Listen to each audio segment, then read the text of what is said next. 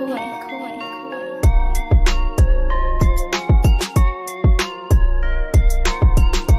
everybody, welcome into another edition of the PHNX Suns podcast. I'm Lindsay Smith, that's Saul Bookman, that's Gerald Bourget, and that's Espo. Gentlemen, how you doing today? Man, I really wish I would change clothes from yesterday. I know, me too. We all walk of shame in it right now. Just feels like we just did one of these. I mean, honestly, I really like this shirt. It's my new Freddy Krueger shirt. I wouldn't put it past you to wear that shirt mad. again. I will wear this shirt once a week, every week until Halloween. Okay. Just so you guys are already in like. I think that's fair. If you come in with the hands, I'm leaving. Okay, well, I'm coming with the hands. That's for certain. out. All right, today on the PHNX Suns pod, we're going to continue our conversation around top contenders in the NBA who might pose a threat to the Phoenix Suns. And on today's show, we're going to be discussing the Philadelphia 76ers. So when we look at the Sixers, we've got some key additions and losses. On the addition side of things, they've got Patrick Beverley, Mo Bamba, Danny Green, Montrezl Harrell, and Kelly Oubre Jr., which the information we got from yesterday. And then key losses, Dwayne Dedmon, Mac McClung, and Jalen McDaniel. So the biggest one, just because it's the newest and the most shiny, Kelly Oubre Jr. How do you think he'll fit in with the Sixers? I think it depends on James Harden's situation. If James does wind up leaving, depending on what your return is, Kelly Oubre is going to get some opportunity to score. And as we all know, that's about all he does really well. He's not going to be a defensive stalwart for you. He's an offensive guy. So if those opportunities come for him, he averaged 20 in Charlotte last year, so he still can do it offensively. I don't know if that's going to plug enough holes for the 76ers team.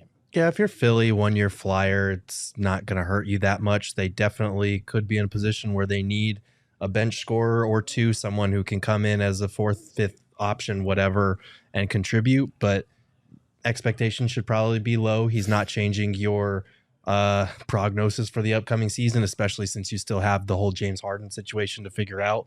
So it's a decent depth play late in free agency, but outside of that, it's not really going to change their season all that much. I feel bad for Kelly. Well, that's a twofold statement. One of it's because of his own doing. I just feel like, if he understood that he was a high level role player, he would be a valued commodity across the league. The problem is he still plays like he wants to be the feature guard or the feature player on that team, and that's where he gets himself into trouble. Like he's not really, attuned to the team concept as much as some organizations would like, especially when you have to defer to the superstars on that team. And as a good role player, you would have to do that, and you have to understand that. And so he should have gotten in the bag already several times, but for whatever reason, he's just, a 20-point scorer, yes, very good basketball player for sure, but he hasn't found a role because his role has been very much centered around himself.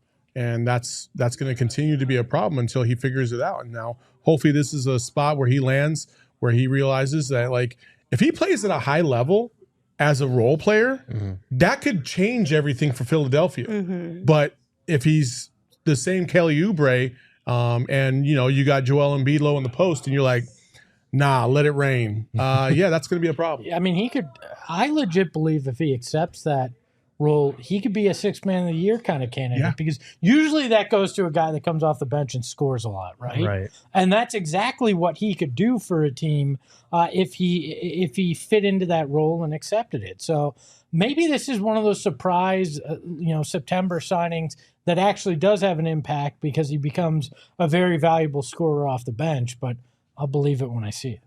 All right, and then, of course, we've got the drama that comes with James Harden and the 76ers. What do you guys think the outcome of this will be? I think he comes into training camp extremely overweight. It's the same. I don't mean that rudely. God. It's the same play he pulled in Houston when he wanted out. He came in out of shape on purpose. He came in showing that he just did not want to put in what it was going to take to be a part of that team. And I think we're going to see that because we heard over the weekend that the Clippers have pulled out of negotiations. They said, we're done. We're not doing this anymore. And that seemed like the one clear path that maybe they'd be able to deal him before training camp. If this guy is not motivated to be there and there's beef with Daryl Morey, he's going to do anything within his power to not be there. I mean, I appreciate James Harden because he got me $300 thanks to these chumps in the chat that thought he was going to be a Phoenix Sun. So, hey, more power to him. I mean, that's a win. That's all I got for James Harden. That's a win. I mean, like, listen. It is a mess. Everywhere he goes, he causes destruction. Everywhere he goes, he's unhappy after a year. Everywhere he goes, like, it's true. Like, he didn't cause destruction in Brooklyn. That was Kyrie. He was still. And he was wise to get out when he did. But he still forced his own way out of there, just like he forced his way out of Houston, and he's trying to force his way out of. And I'm not blaming him for that. But still, like, there's a proper way to go about doing this, and he's shown at every single stop that he's never satisfied. He's never happy. Like, so at some point, you've got to be the problem. But because what's happened in Philadelphia? What's happened in Houston? Like, it's the same theme over and over and over again. I get the Kyrie thing. He was promised he would be either traded or extended in Philly, and neither one of those things happened. How is that his fault? Well, how's that his problem? What about getting Houston? it in writing? Houston's fair, but you're saying everywhere he goes, it's on him. It's not. Brooklyn, it was on Kyrie. Here, it's on Daryl Morey making promises that he did not keep. Like, I understand that players have contracts, they need to live up to that. That's totally fine. But we're not going to put the onus totally on James Harden.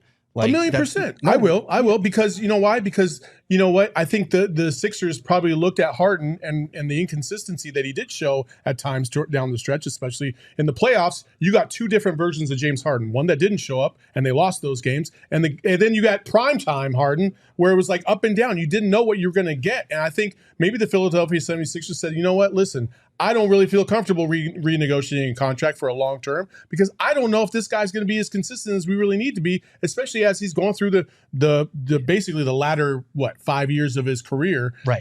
And so I could see why they changed their mind. And Daryl Morey's been there for him every step of the way until this point.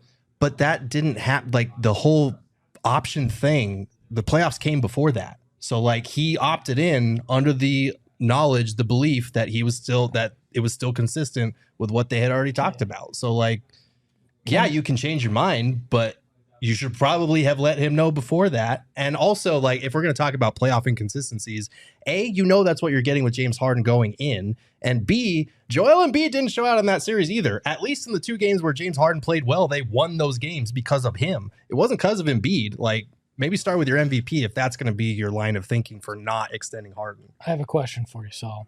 That $300, did you get paid in all ones? It's a James Harden bet. So I haven't gotten paid yet. Come on. But I did ask for that. Beforehand. So back to the 76ers, they also have a new coach, Nick Nurse. So they've got a lot of things that they're dealing with this season. I feel bad for the 76ers, especially our friends over at PHLY who are covering the Sixers, because it seems like the vibes are just a little bit down when it comes to just the team and this upcoming season from a fan perspective. I do think Nick Nurse is a good hire for them. I'm curious to see what he does with this group and how he tries to help develop and elevate others not named Joel Embiid or James Harden if he does decide to play for them this season, because I think you're going to have to put a lot of emphasis on others to not name those two guys. It could be really great, or it could be like throwing gasoline on the fire. I don't know which way this is going to go, to be honest with you. Nick Nurse is a good coach, but he also, when you hear the stories from Toronto, he had a tendency to be a little bit too harsh and aggressive. And, around guys, especially listen, I mean, James Harden has his own perspective on how he wants to approach these things. So does Joel Embiid. It's going to be very interesting to see how that dynamic works. Yeah, but you go look at the Toronto year when they won. He maximized and got the most out of guys. Where a guy like that wears on people is the back half of the contract, right? 2, 3, 4 years into it, where he's been hard on them and running them into the ground for multiple years. I think he might be able to squeeze more out of guys like Maxey, Kelly Oubre that's now there, Montrezl Harrell, those kind of guys where maybe some of that back half of the roster and some of the guys not named Embiid and Harden overachieve a little bit to make up for maybe Harden not being there, whatever the case can be. That's why I'm so fascinated with this Philly team, because I think it's boom or bust. They're either going to be right in this conversation in the East, or they're going to be just a dumpster fire because none of it fits at this point, so. And it's kind of a critical year for them because this is a team that has the reigning MVP on it, has been an Eastern contender for the last couple of years, but hasn't been able to get out of the second round. And you could go back to, obviously, they had that heartbreaking loss to the Raptors with that ball that bounced in from Kawhi Leonard, but like they have underachieved come playoff time. So they are a team that on paper would be a fun matchup, for the Suns in the finals if they were to meet there. But it just feels like everything for them is hinging on what happens with James Harden. Is he going to show up? Do they have to trade him? And if they do trade him, do they get enough in return to keep a season on track that is, anytime you have a player like Embiid, you should be competing for titles year in and year out. Again, I think that's the problem with the Clippers, wanting to bail out in this, is that I don't think any franchise wants to put, investment into James Harden at this point of his career, enough to get a solid return back. And on top of that, again, like for whoever's responsibility or fault it is, there is an inconsistency into James Harden's happiness that is a factor here. And if you trade for him, you have to understand that he might not want to be here in 2 years. He might do everything he wants to get out of this situation as well. Like, he just never feels satisfied. Yeah, but we know Daryl Morey to be a guy that will take big swings if they present themselves to try to make a team better. And so it would not shock me if what we're looking at now is drastically different come February, and maybe that makes things a little bit more interesting there. All right, so overall, how are we feeling about the 76ers and how big of a threat they are to the Phoenix Suns? From a scale of least worried to most worried, we're talking dry cheesesteaks, a cracked Liberty Bell, Rocky, or fans throwing batteries. What level are we at here? To me, I would say cracked Liberty Bell. They're good, but I don't think they're really a serious contender, in my opinion, because there's just too many X factors that are going on right now. So, yeah. I don't want to slander our new guys at PHLY, but I'm going dry cheesesteaks on this one. I think, like, if James Harden is there, he's going to be unhappy until you find a trade for him. And if you do trade James Harden, I don't know that you're going to get enough in return to put the right complementary pieces around Joel Embiid and Tyrese Maxey. And the fact that their whole season is kind of hinging on making a winning trade for a guy who's disgruntled, that never seems to go well. So, and if this extends into the season when they have to do it, that makes it even harder. We saw last year, the Suns made the greatest midseason trade in NBA history. And yes, Kevin Durant's injury played a factor, but they didn't have enough time to figure it out before the playoffs. So until proven otherwise, I'm very much a skeptic that the Sixers are a legit contender. Why are we knocking on dry? Any cheesesteak's a good cheesesteak. I don't care. Not dry. Any cheesesteak's a good cheesesteak. Not dry. That's questionable. In my mind, I'm just hungry. I've been working out far too much and just would like food. For me, I think it's Rocky. They got the defending MVP still there, and that in and of itself means that they've got a fighter's chance. So I'm going to put them in the Rocky category. Okay. The puns. He just wanted to say fighter's chance. Because PHLY has been very nice to me thus far, and to Suns fans in general. Last week. I know. So we're off to a good They've been start. very nice this I'm first going to say week. cracked Liberty Bell. It's Philly. Give them a chance. Yeah. You haven't been on their show yet. I'm sure it's coming. Right. So at least we can always look back to this week. They haven't thrown any batteries at Lindsay in the first week. We can always look back at this 1 week where we were on good terms, and we'll always have that. So I'm going to go cracked Liberty Bell. Okay. All right, guys. We got a busy fall season coming up. Suns basketball is just around the corner. You might be looking for some convenient meals for those jam-packed days. Where can I get those at? You can get them from Factor, America's #1 ready-to-eat meal kit. It can help you fuel up fast with chef-prepared, dietitian-approved, ready-to-eat meals delivered straight to your door, Saul. Let's go. You don't even have to get off the couch to get Factor delivered to your house. You don't have to think about anything. You don't have to go to the grocery store, and you barely even have to do anything to get these meals hot and ready to eat. Glad the meals are healthy, because that picture you just painted makes me just feel fat. You don't even have to get up off your couch. You don't even have to get up off the couch to stuff your face with food. You lazy It's because piece you're of so busy. You're out here working hard, running PHNX. I appreciate your effort, Lindsay. And sarcasm. Nobody took that seriously. Yeah. But for real though, I am being genuine. When you do have a job that you work long hours, or if you've got kids, like it is hard to meal prep. It's hard to plan out. Not to mention, sometimes it just sucks having to do it. Like nobody wants to do it. And with Factor, like I said, they're delivered straight to your door. They're healthy. They're easy. They're fresh, never frozen meals that are ready in just 2 minutes. All you have to do is heat them up and enjoy it, and then get back to whatever it is that brings you joy in life. You know that I love that their slogan's fresh, never frozen, because the box got delivered while I was here, and I sent my dad over, and the first thing he did was put them in the freezer. You don't need to do that, people, because it's so good. It shouldn't go in the freezer. Don't do that. It's fantastic. The smoothies are fantastic. The smoothies are really good. They have so many different options, whether you are looking for a protein-based one, if you're trying to eat a little bit healthier, or if you need some breakfast options too. Breakfast is always a tough one. And then they also have some options where you don't even have to worry about heating them up. They're like on-the-go meals, which are even better. So head to factormeals.com/PHNXSuns50 and use code PHNXSuns50 to get 50% off. That's code PHNXSuns50 at factormeals.com/PHNXSuns50 to get 50% off.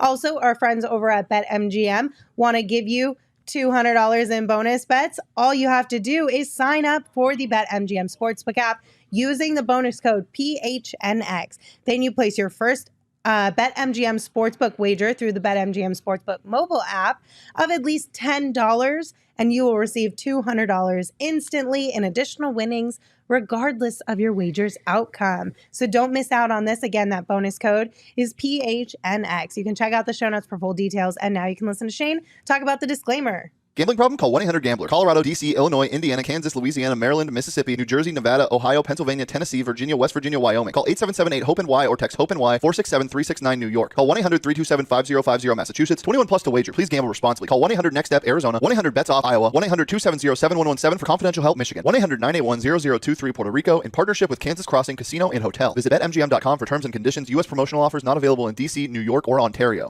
Welcoming in our special guest to the PHNX Suns podcast, Derek Bodner of PHLY, our sister city, which just recently launched, covering the Philadelphia 76ers.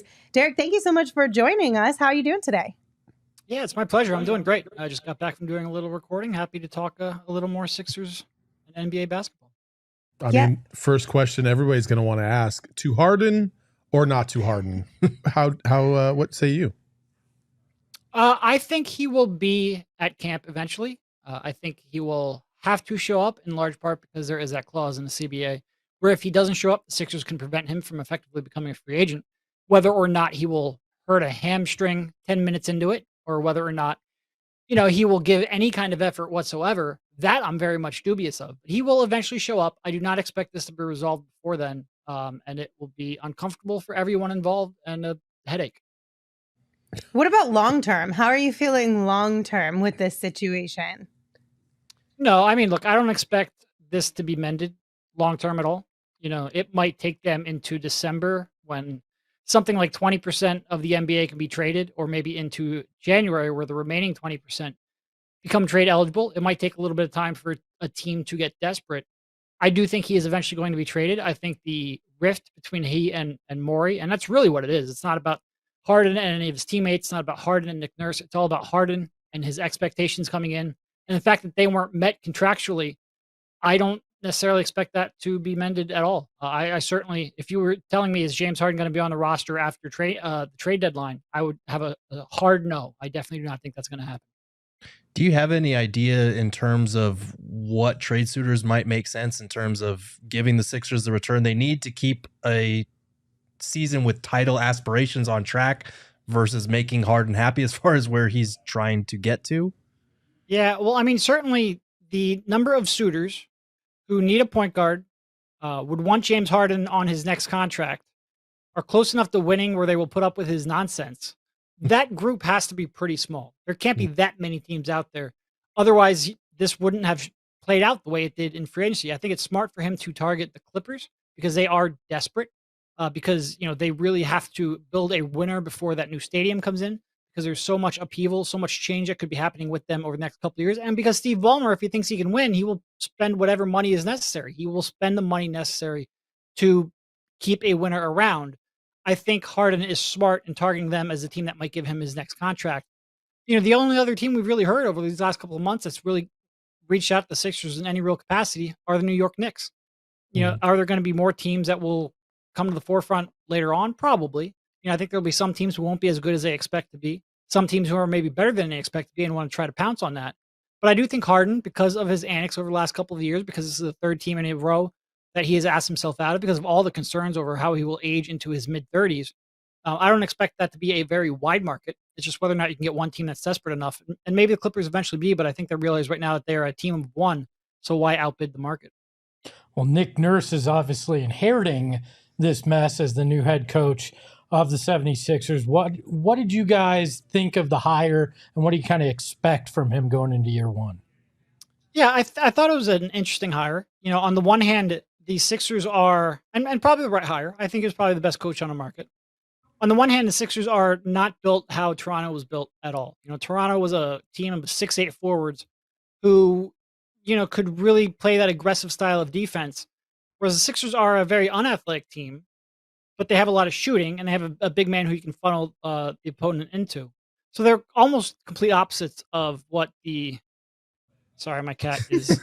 We love cats over here. You're good. When I'm at home, I have sort of like a 2-bedroom loft, and there's I can't lock them out because they will meow the entire time. So I just have to put up with the tail every now and then. Is that a bad omen? Because as you're talking about the Sixers and Nick Nurse, a black cat walked in front of you? Well, I was going to say, she has made a lot of podcast appearances. So if it's a bad omen, then there's been a lot of bad omens. But when you go over what has happened with the Sixers over the last decade, maybe that is related. I don't know.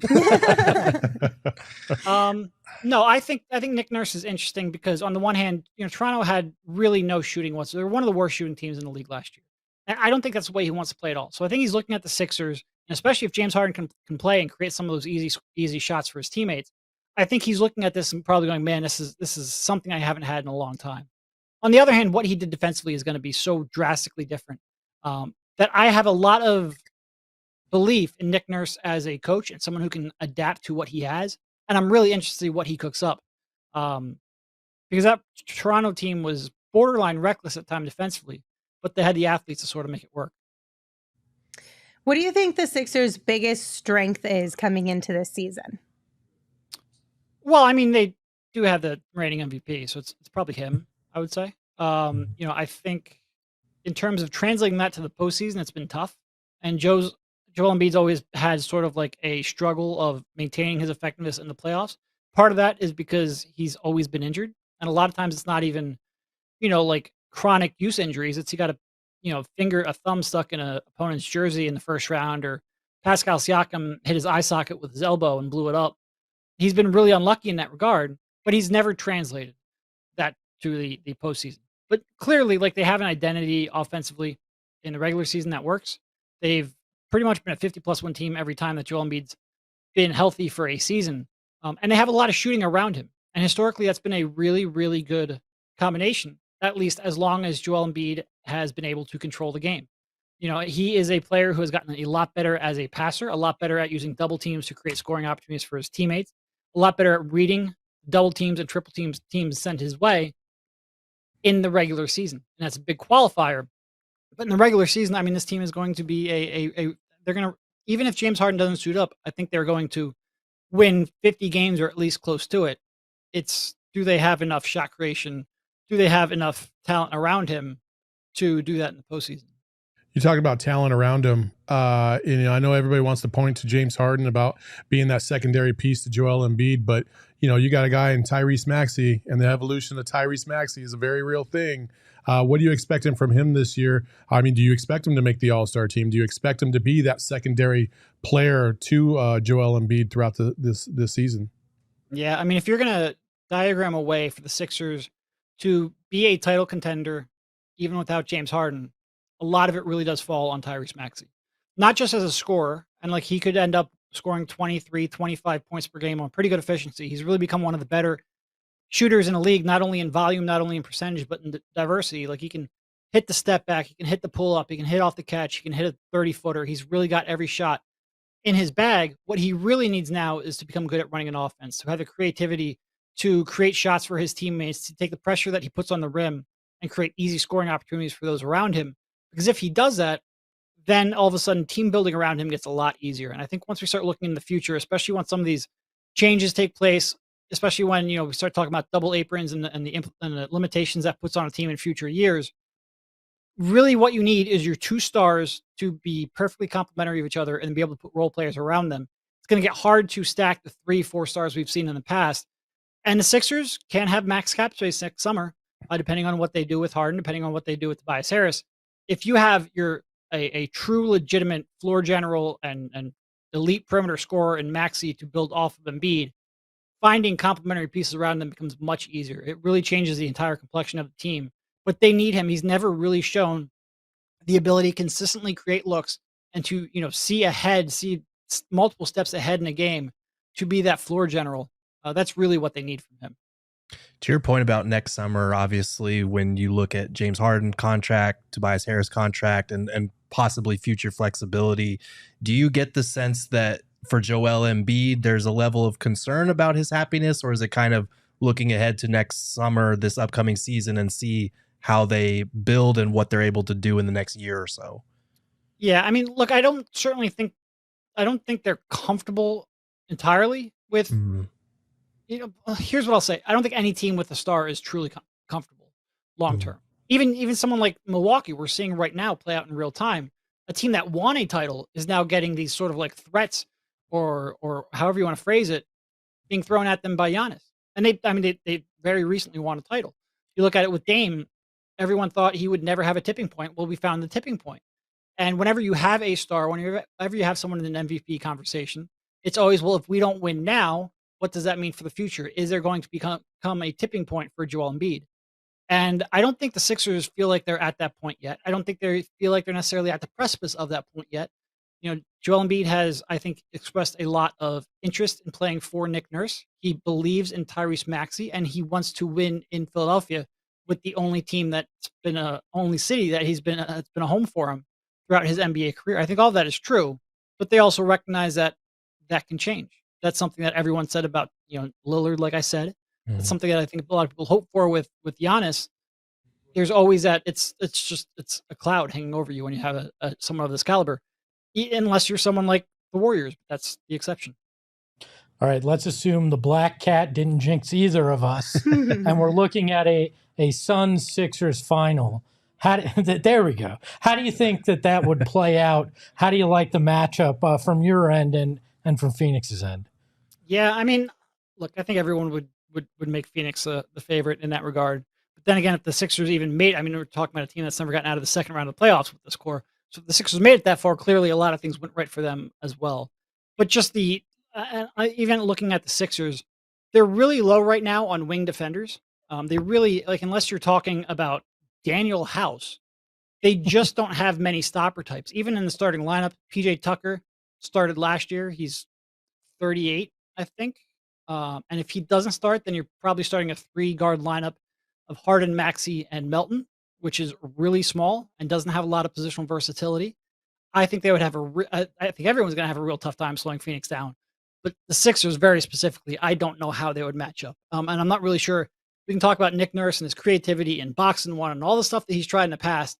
I just don't know how the Sixers with this group would be able to defend like that. But like I said, I don't expect the Sixers to finish the season with Harden, and any Harden trade is going to drastically remake the roster anyway.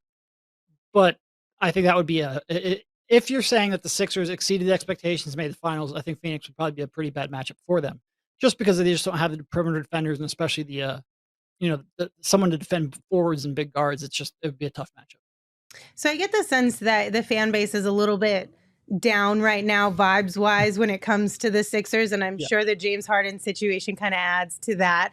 But just from your perspective and maybe just a fan perspective, what are your guys' expectations for the Sixers this upcoming season? Oh, I think if you ask most fans, their expectation would be they'll make the second round of the playoffs and frustrate the ever living hell out of you. That's what I think the expectation is. We understand that out here. Yeah. There's a part of it where every team, it feels like until they break through, fans are frustrated, especially in today's NBA, where it feels like everyone wants it right away. But this team has had so many cracks at it. They've never really put their best forward in the playoffs, outside of maybe that one, 2019 against the Raptors, where they lost at the buzzer to the eventual champions. The end of the season has always been, and again, most teams end the season very frustrating. But I think this fan base is, they're very much in the belief. I'll believe it when I see it. I think that was mostly the way that they felt coming into last season. That they could have, the Sixers at this point, they've had the MVP. They've won the most games in the conference in the regular season. They've held the 1 seed. They've had probably the easiest path you could come up with a couple of years ago when they had the Wizards in the first round and the Hawks in the second round. And through all of those years, and those are 3 different years, they've come up short. So I think the fans right now, almost no matter what happens, Joel could be the best player in the world. They could have the easiest pathway to the title in the world.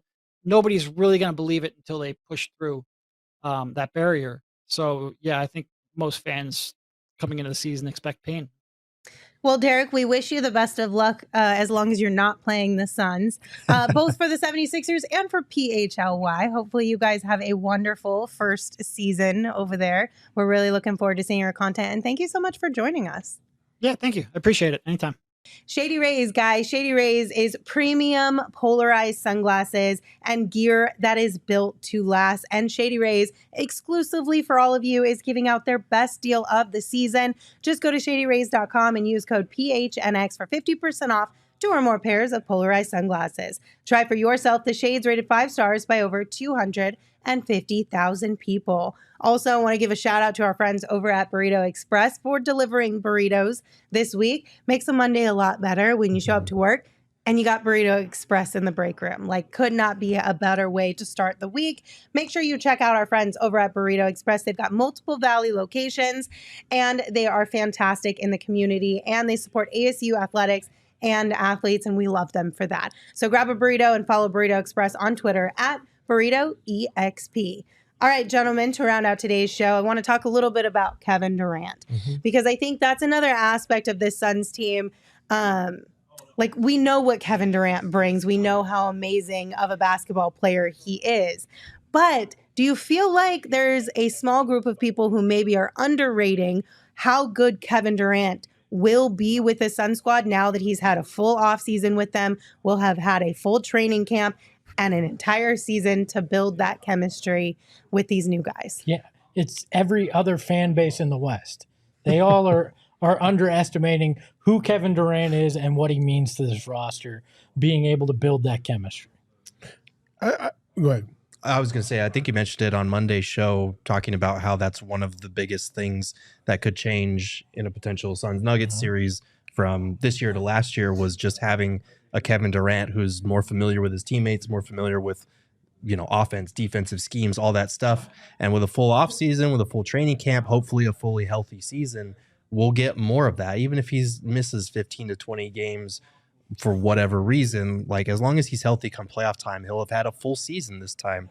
And I think we saw it last year in the playoffs, as far as, Monty sticking him in the corner too much or him not getting involved enough. There was a little bit of that give and take as far as like trying to figure out when to take over and be Kevin Durant and when, I'm going to provide spacing and make Devin Booker's life easier. And I think with those two having a full offseason together, now incorporating Bradley Beal, they're going to make each other's lives easier. So I do think that is one of the things that when you talk about the Suns in the West, a lot of people are underrating the impact that that's going to have. Because yes, they had Kevin Durant for the playoffs, but they didn't have like Kevin Durant. And I think we'll see more of that this year. I think because of that, that's what's leading people to speculate whether or not they can trust what they saw from Kevin Durant before he got to the Suns versus what he showed with the Suns. He's still an incredibly great player, but there were some inconsistencies that just weren't typical Kevin Durant consistencies that we saw, and people don't know whether to factor that with the short amount of time with the team, the ankle injury, or just getting a little long in the tooth. It's like there's like this question mark out there. I firmly believe that Kevin Durant will resume form because he looked phenomenal at the beginning part of last season with Brooklyn until he got injured with his knee, and then he got here and he looked really good in those first couple of games, and then he tweaked the ankle. And so I think Kevin Durant's going to be fine. I think he's going to contribute to this team at a very high level. And Kevin Durant is one of the most just disrespected players in the league. And as Steph Curry said on that documentary of his, he's one of the most misunderstood guys in the league. And I think people have misunderstood what they saw with Kevin Durant against the Nuggets and against the Clippers in the playoffs. And they're about to find out why that's the wrong choice. Why do you think that is? Why do you think that's the opinion that people have from that? From what? The playoffs. I don't know. Maybe it's just because they looked at certain things. I still don't think that he was 100% in that playoff series. I still feel like, listen, Kevin Durant was really devastated the fact that he got injured in a pregame warmup with all the hype and all the people that wanted to see him and how disappointed they were. And I know not that he rushed to get back, but I know he wanted to get back as soon as he was given the green light. And I don't know if he was necessarily 100%. There was certain times when he pulled up for jumpers that I felt like he just didn't have his legs underneath him. And I couldn't tell if that was like his ankle or if that was just not getting into full game shape post injury. Like there's too many X factors to try and figure out. So now that we've had a whole off season, now you've had some rest. Now you should be 100% full go. I think at least early on in the beginning of the season, we're going to find out what Kevin Durant is really all about. And I think people are going to be surprised that, oh, guess what? He's the same old Kevin Durant. Yeah, it's recency bias. I mean, they look at it and they go, oh, well, we saw those games in the playoffs and he's injured. Just look at the second half of the season. They forget how unbelievably dominant this guy is when healthy, and he's healthy coming into this season. It's gonna be eye opening for some people. And about those playoff series too, he went from working his way back right before the start of the season to playing upwards of 40 to 45 minutes a night in a playoff environment in Denver altitude for most of that series, because he had to. Yeah, because the Suns didn't have anybody that could score worth of shit. Yeah, so outside Devin Booker, I do think that'll make a difference heading into this upcoming season, especially if the Suns' depth is as improved as we think it is. That'll take a lot of pressure off him in the regular season to be playing heavy minutes and maybe even come playoff time, get it down from these unobtainable levels that he was at last year. KD going let's just say a perfect amount of time on the court is if KD was averaging 34 minutes a game. Even that feels a little low because KD loves to just ball. He doesn't really care about how much time he plays. I think if you found that sweet spot, you'd find a very rejuvenated, high performing KD in that amount of time every game. So I don't know if that's really the threshold. Maybe it's not. Maybe it is. But that's in my mind. 34 minutes. I feel like, man, that would keep him fresh. But also you get peak performance of KD every single game. Yeah, it'll be really exciting to watch Kevin Durant play an entire season on this Sun squad alongside Devin Booker, Bradley Beal, and the rest of the casting crew. And listen, just want to remind you guys that our friends over at Circle K have created their Inner Circle. It is a new free membership program.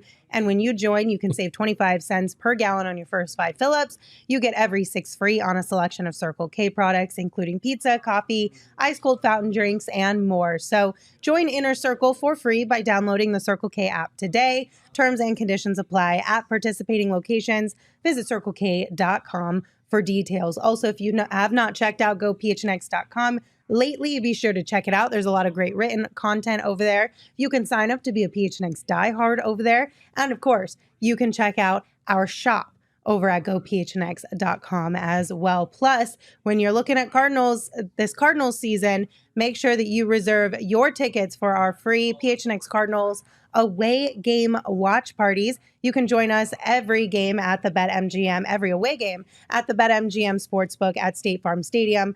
And there's going to be ticket raffles, prize giveaways, and so much more. All the information is in a link in the show notes, so be sure to check it out. Thank you guys for joining us. We appreciate you as always. We'll see you tomorrow. And until then, you can follow the show on Twitter at PHNX_Suns. You can follow me at Lindsay Smith AZ. You can follow Saul at Saul_Bookman. You can follow Gerald at Gerald Bourget. And you can follow Espo at Espo. Espo, take us home. Chat, I got to just tell you this. You were fired today, and we appreciate each and every one of you for sending those fantastic messages. Ahoy, hoy! PHNX though, Lindsey, Gerald, Espo. Saw past the ball, we here to turn up the tempo. Got to understand me, I'll always wreck the family. Rally in the valley like Dan G, no plan B. Always on